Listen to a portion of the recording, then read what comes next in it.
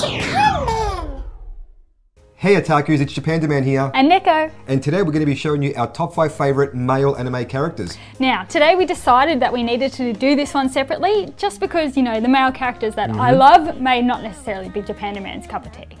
Exactly, so let's kick things off with number 5.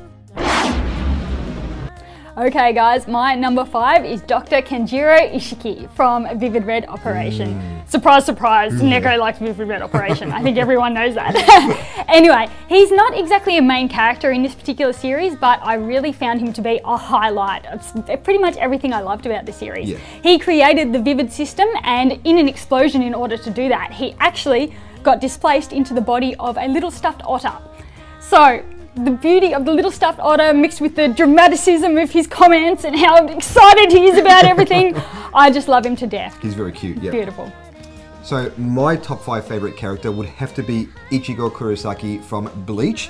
Now, for a start, I'm just a huge fan of Bleach. It was probably one of the first animes that I actually fell in love with as an ongoing series. But Ichigo is just classic, you know, wrong place, wrong time, and becomes, you know, a Shinigami pure by accident. Scorned. Yeah, exactly, yeah. And sometimes he gets like, you know, like the raw end of the deal and the short end of the stick, but, you know, he just comes together and he just, you know, loves his friends, you know, loves his family, and, you know, ends up becoming, you know, friends with Soul Society and, you know, accepting, you know, like the other Shinigamis are all accepting of him. And, you know, and look, at the end of the day, he's just a really serious, like, you know, badass, you know, kick-ass character as well. So, yeah, tops for Ichigo. Everyone loves badasses. Okay guys, my number 4 is Okabe Rintarou, otherwise known as Hohoin Kiyoma from Steins Gate. Now, this guy is totally melodramatic and eccentric. He's a total mad scientist, well, sort of a self-professed mad scientist. And he likes to play up to that. He has his lab coats and he does all these crazy hand movements. People who've seen it will know what I'm talking about. I'm not just being an idiot. But I really love the development of this character throughout the series. He starts off as with all this bravado and sort of playing up to the mad scientist thing. And then as the story progresses and things become a bit more real, he sort of discards all that and becomes this really solid, sensitive guy who's basically just all about his friends. And it's just so beautiful. I love this series. Get you in the feels. Sure does. Coming in at number 4 for me would have to be Levi from Attack on Titan. Now, Levi, I think for a lot of people really doesn't need an introduction, but yet he's another character who is very capable, you know, makes the best use of the 3D maneuvering gear, and, you know, he's just an amazing fighter, and, you know, and yes, and the girls obviously, you know, gets them in the feels too. So, you know, he nearly made it into my top 5, nearly. Yeah, he's just, I mean, like really, there's not much you can't, you know, not like about Levi. He's amazing, he's a great fighter. Not big on, you know, conversation or but, being friendly. You know, yeah, but you know his actions do all the talking for him basically. Exactly. Yeah, so Levi definitely. Okay, so my number 3, yeah, West Side. My number 3 favourite male character is Kirito from Sword Art Online. Now, he gives me dem feels right here. I absolutely love this guy. A lot of people say he's a little bit overpowered, but you know what? I don't give a crap. That's cool with me, I'm fine with that. I also relate to him being a solo player as well at the start of the series, because with games and stuff, I am definitely a solo player. I don't like to game with others. No, give me my DS and leave me alone.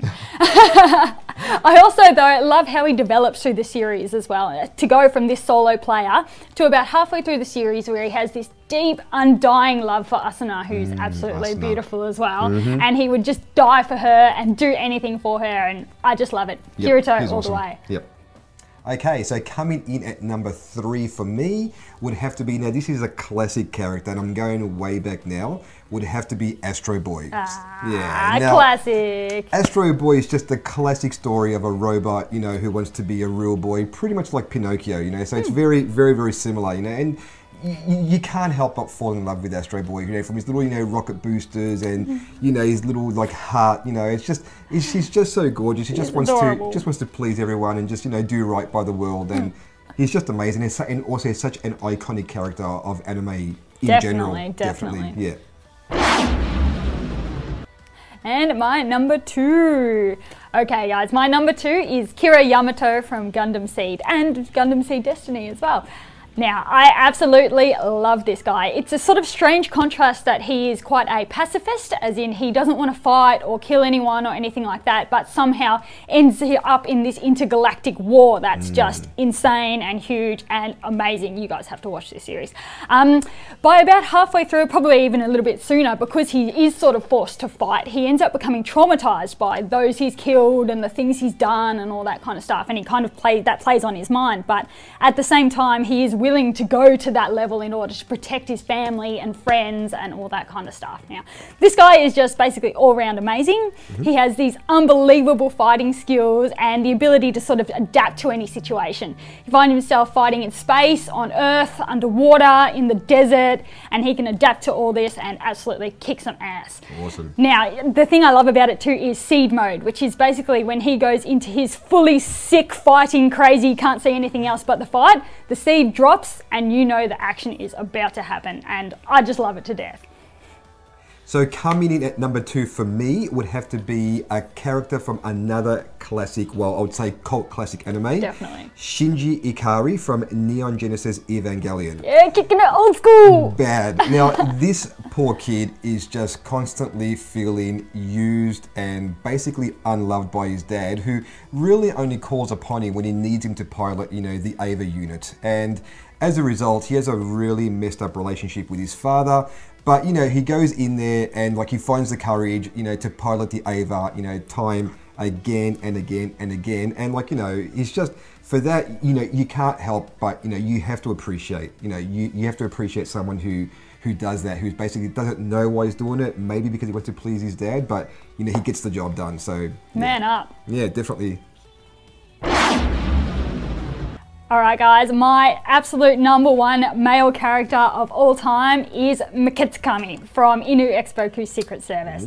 Now, I am just totally in love with this guy. It doesn't help that it's kind of a romance anime as well, which sort of gives you them feels, but he's absolutely beautiful. 6 foot tall, 2 different coloured eyes, he's a bodyguard, as well as being the reincarnation of a spirit fox. Wow. So you have his spirit form and his human form. Big 9 tails and a katana, and I'm just fainting right now.